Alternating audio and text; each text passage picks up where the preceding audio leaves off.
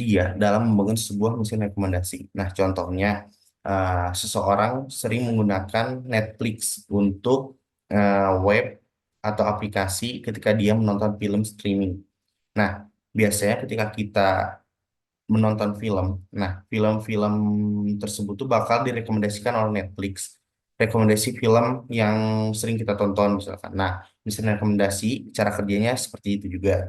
Nah, di bab ini juga membahas metode yang paling umum ketika memulai membuat mesin rekomendasi dengan menggunakan konsep filtrasi kolaboratif dan filtrasi berbasis konten dan implementasinya menggunakan dataset praktis seperti aplikasi umum dari analisis deret waktu.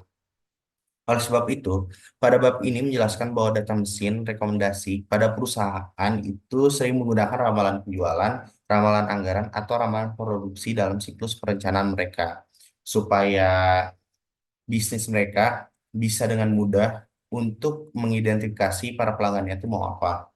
Nah, di chapter 12 itu dijelaskan mengenai peramalan deret waktu.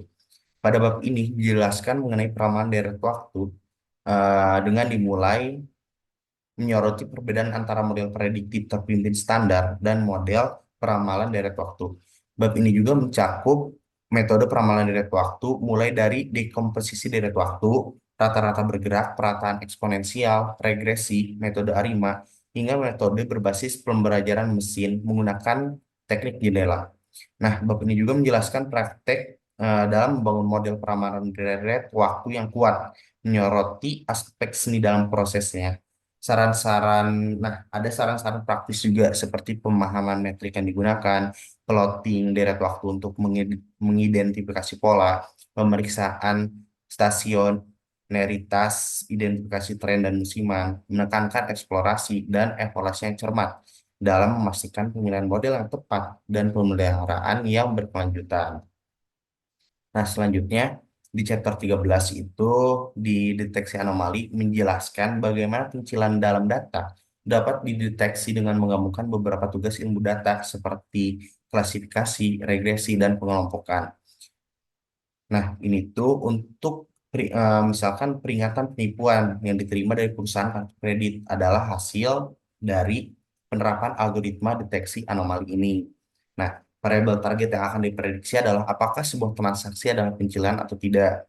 Karena tugas pengelompokan mengidentifikasi pencilan sebagai sebuah kelompok itu teknik sebagai identifikasi terhadap teknik pengelompokan berbasis jarak dan berbasis kerapatan yang dapat digunakan dalam tugas deteksi anomali.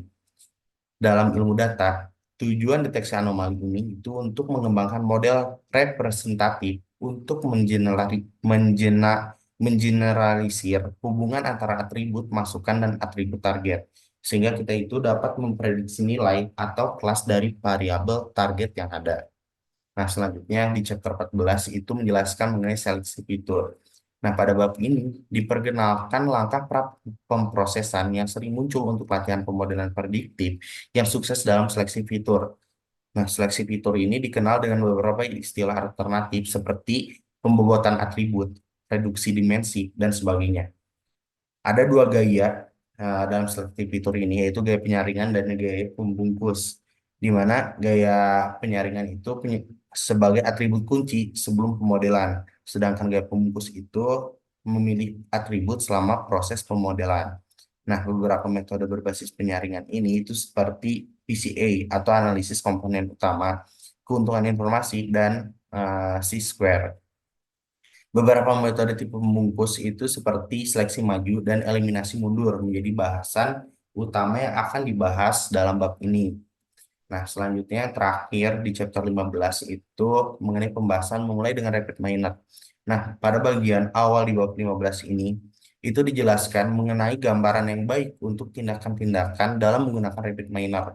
Sementara di bab akhirnya itu dijelaskan mengenai pembahasan beberapa alat dan teknik produktivitas yang umum digunakan seperti transformasi data, penanganan nilai yang hilang, dan optimisasi proses menggunakan rapid miner.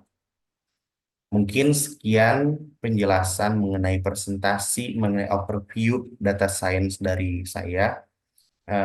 Mohon maaf apabila ada kesalahan dan juga mohon maaf Pak tadi ada gangguan sedikit. Mungkin sekian dari saya. Terima kasih. Ditutup dengan doa. Wabillahi wabillahi taufiq wal hidayah. Wassalamualaikum warahmatullahi wabarakatuh.